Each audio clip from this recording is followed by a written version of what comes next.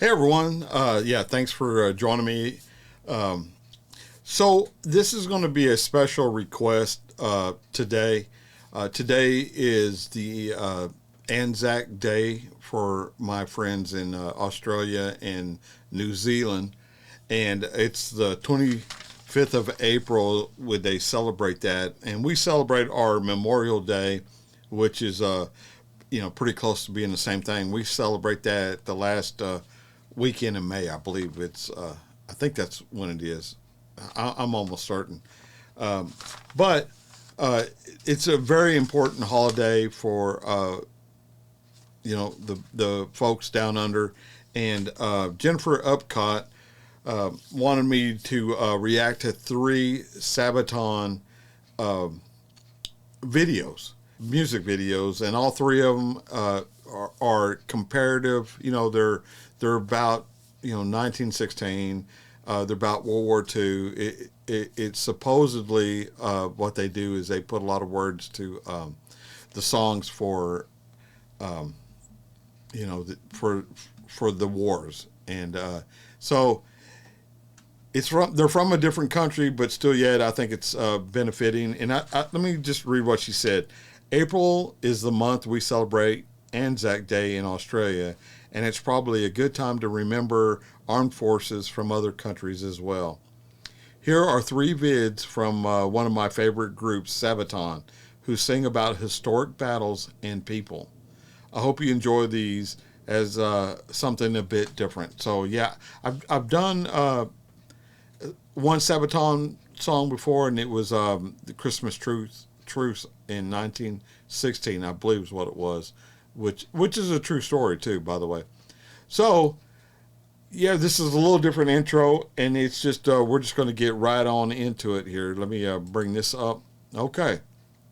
So, without further delay, let's get into Sabaton. No Bullets Fly is the name of this one here, and I do have to pause this. I'm going to pause it approximately every minute and 45 seconds just to make sure that we don't get stung with a copyright. All right, y'all. Here we go. And happy Anzac Day to all those from down under. Here we go. And in the freezing air, high above Germany, 2nd Lieutenant Charles Charlie Brown is at the controls of his B-17F, ye old pub. At 11:30, approaching the target of the Focke-Wulf plant near Bremen, the pub is rocked as 4 explosions go off right in front of the B-17. A cry comes across the intercom. We're hit! In the plexiglass nose, a huge hole had been made. An icy cold wind was being blown inside, making freezing conditions for the crew. Engine 2 had been hit, and co-pilot Spencer Pinky Luke let out an expletive as he noticed a huge hole in the right wing. Releasing their bombs over the factory, the crew turned to the north, planning to head over the coast, then turn west for home. With one engine out and engine 4 now faulty, the pub started to fall back from the formation with another damaged plane. Sam Blackie Blackford in the ball turret watched as it disappeared into a cloud bank. There was an orange flash in the cloud. Bandits, Eki shouted as 5 BF-109s streaked from the cloud bank. Then another cry. Bandits, as 8 FW-190s were spotted in formation ahead of the pub. Sergeant Bertram Frenchy Coulomb in the turret shot the 190 out of the sky. The navigator, Al Doc Sadek, took out the second. Pinky reported that engine 3 had been hit. That left just one engine at full power. The BF-109s attacked the pub from behind, swarming all over. But due to the cold wind running through the pub, most of the guns were frozen. In a turn now, the pub was repeatedly hit, taking extreme damage and killing the tail gunner. A shell penetrated and exploded near the waist gunners, injuring the crew and creating a huge hole. The oxygen supply was taken out and the pub spun towards the ground. With the crew unconscious due to lack of oxygen, the B-17 fell for 4 miles. Charlie started to come around and grabbed the controls, pulling back as the plane continued to fall. 5,000 feet, 4,000 feet, 3,000 feet. Just moments from hitting the earth, the plane pulled up, almost scraping the trees as it did.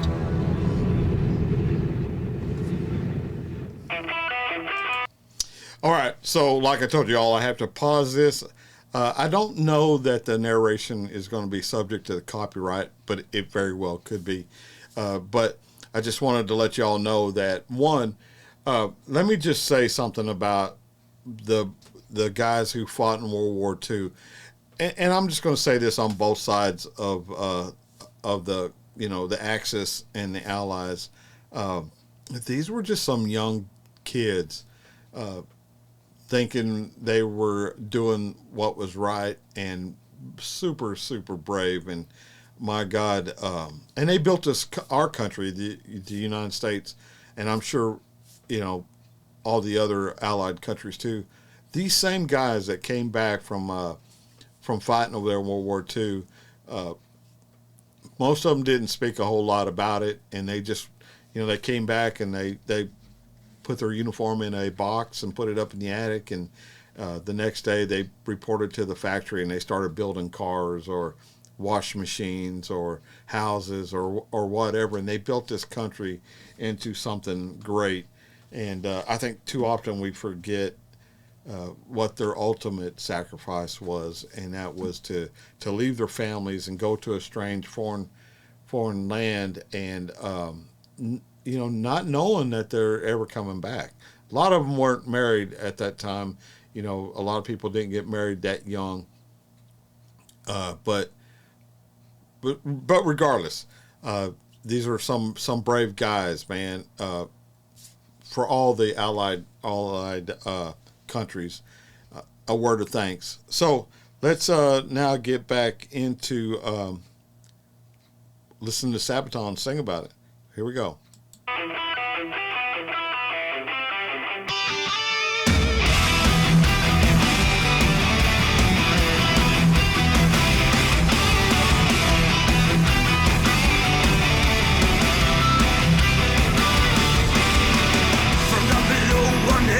Spotted. So hurry up, rearm and refuel. But through the bombers damaged every see wounded men scared to the bone. Look to the right and then look again. I see the enemy in the eye. No bullets fly, spared by his mercy. Escorted out of harm's way. Fly, fight it fair. It's the code of the air.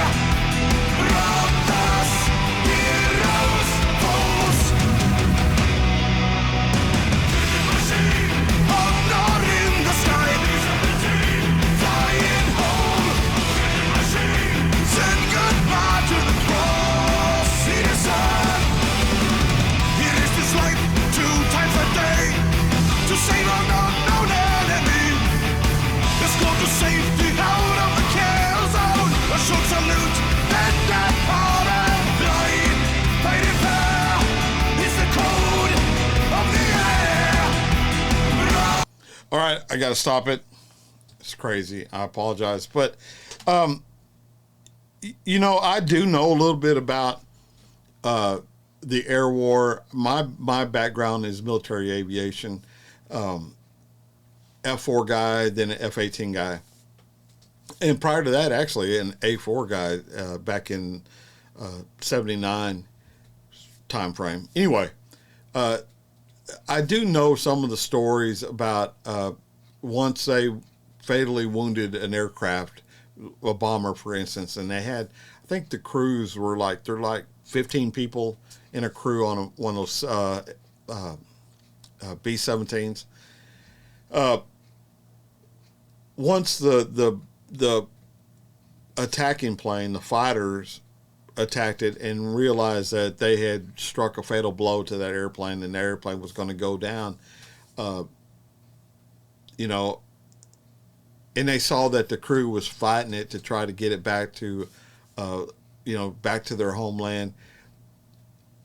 They either the German side or the American side, English side or whatever, they would pull up alongside of it and give them a salute. That, hey man, I'm not gonna continue to pour it into your aircraft. Good luck to you. I hope you make it back, and we'll see you another day. Hopefully you'll learn to fight another day. But I thought that I think that's just that gentlemanly spirit is no longer present in today's military, regardless of what country it is. This is pretty cool though, Sabaton. I like that, the rock and roll, hard, metal kind of rock and roll. I dig it a lot, man. So yeah, let's get back to it.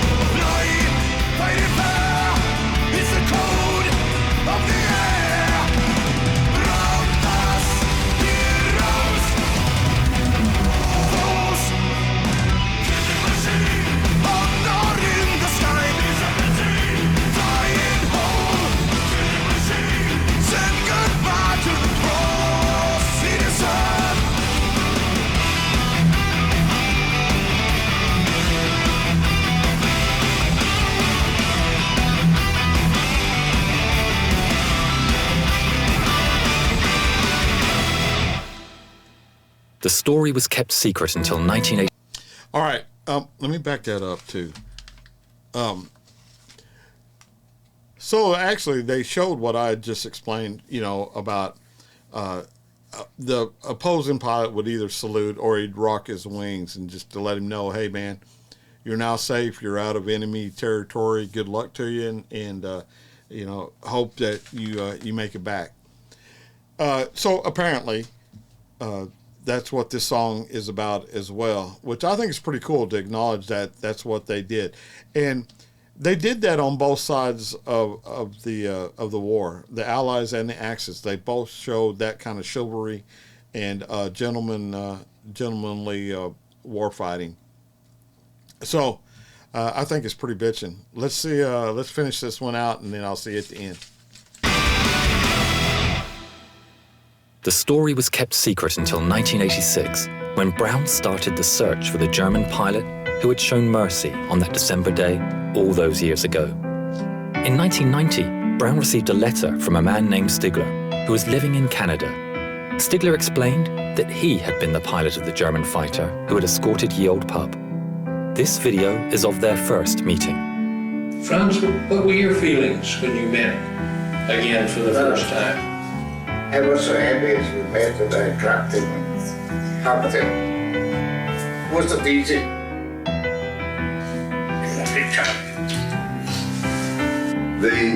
The fact that he risked his life really in many ways, and I wrote him in a letter. I said, if you made a habit of feeling sorry for bomber crews, flag up alongside them, I am sure that you were shot down many times. But it was not only the audacity that he came up to us and then recognizing the threat. If someone had seen him and reported him, it could have been a death sentence. Franz gifted Charlie a book, and inside the inscription read, "In 1940, I lost my only brother as a night fighter. On the 20th of December, 4 days before Christmas, I had the chance to save a B-17 from her destruction. A plane so badly damaged, it was a wonder that she was still flying. The pilot, Charlie Brown, is for me as precious as my brother was. Thanks, Charlie. Your brother Franz. In 2008, within a few months of each other, the two firm friends went on their final journey. Franz Stigler never got the Knight's Cross, but as he always said, he got something better.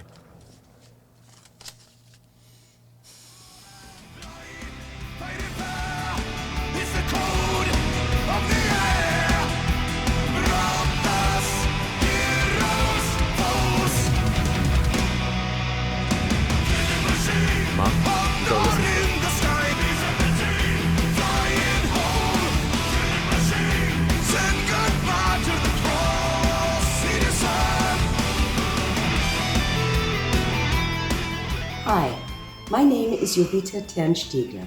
I would like to thank Sabaton and your song, No Bullets Fly. Because of this, the story of my father will live on. See you on your next concert tour. Safe journey, gentlemen, and again, thank you.